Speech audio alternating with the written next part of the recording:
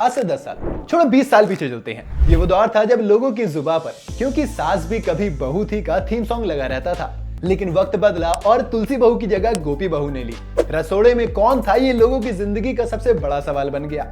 और आज उसी दौर के लोग स्टार प्लस कलर्स को छोड़कर ओटीटी प्लेटफॉर्म के शोज के थीम सॉन्ग्स के दीवाने होते जा रहे हैं। चाहे वो मनी हाइस्ट का बेला चाव हो या फिर पंचायत के स्टार्टिंग में बजने वाली वो मीठी सी धुन हो।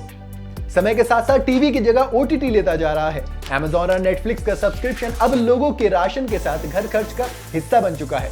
अगर आपको अभी भी ये सब मजाक लग रहा है तो आपको बता दूं कि 2022 में ओटीटी का रेवेन्यू 1900 करोड़ रुपए रहा है, जो कि 2027 में बढ़कर लगभग 4600 करोड़ होने का अनुमान लगाया जा रहा है। इंडिया में बिजनेस स्टैंडर्ड्स की रिपोर्ट के मुताबिक 2021 में ओटीटी प्लेटफॉर्म्स ने 97 मिलियन सब्सक्राइबर से 17,000 करोड़ का रेवेन्यू कमाया है। और आने वाले समय में यह आंकड़ा बहुत तेजी से बढ़ने वाला है, क्योंकि टीवी और सिनेमा हॉल्स की जो हालत इस वक्त हो रखी है वो मैं आपको आगे बताता हूँ। टॉपिक पर वापस आए तो ये बात सिर्फ डेली सोप्स पर ही लागू नहीं होती, बल्कि मूवीज पर भी लागू होती है।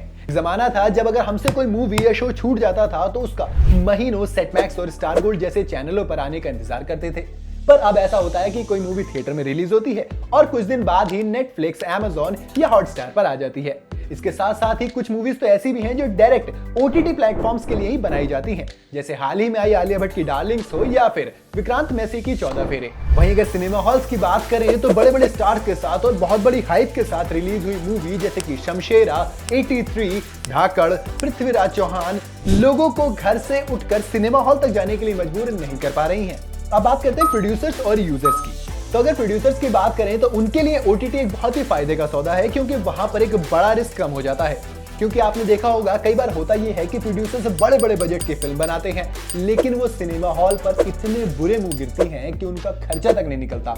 जबकि ओटीटी के साथ ऐसा नहीं है, प्रोड्यूसर्स को उनकी रकम कंटेंट से पहले मिल जाती है। तो फिर ओटीटी पर फिल्म चले या ना चले उससे क्या ही फर्क पड़ता है।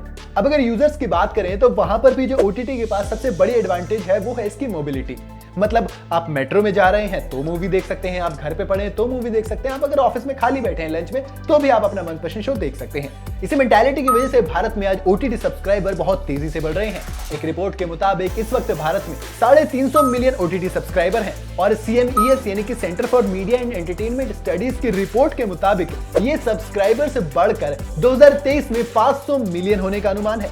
अब अगर आपको ऐसा लग रहा है कि ये नंबर बहुत बड़ा है और अचीव करना मुश्किल है, तो आपको बता दूं कि 2017 में इंटरनेट यूजर्स की संख्या भारत में सिर्फ 357 मिलियन थी, जो कि 2022 में बढ़कर 840 मिलियन हो गई है।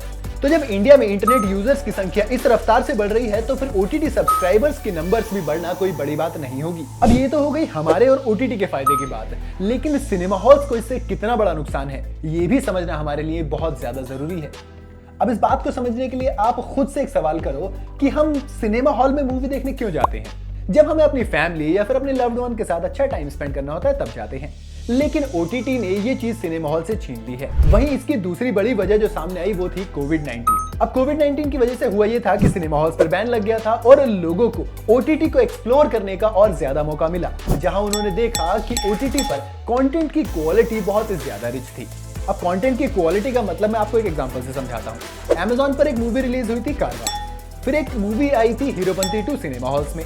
कारवा के कंटेंट में बात ये थी कि वो मूवी आपको कंटेंट के थ्रू बांध के रखती है और इस मूवी में आप एक्टर्स के साथ उनकी जर्नी, उनके सफर को तय करते हैं।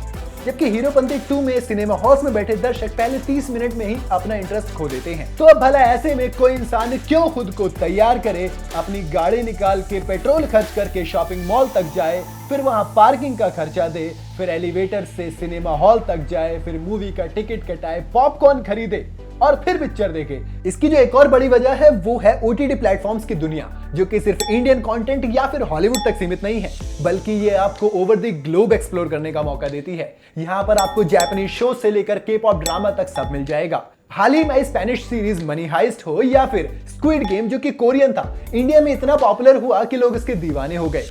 अब ऐसे में ओटीटी प्लेटफॉर्म्स के साथ अपने आप को बड़ा करने का एक बहुत बड़ा स्कोप इंडिया में मौजूद है।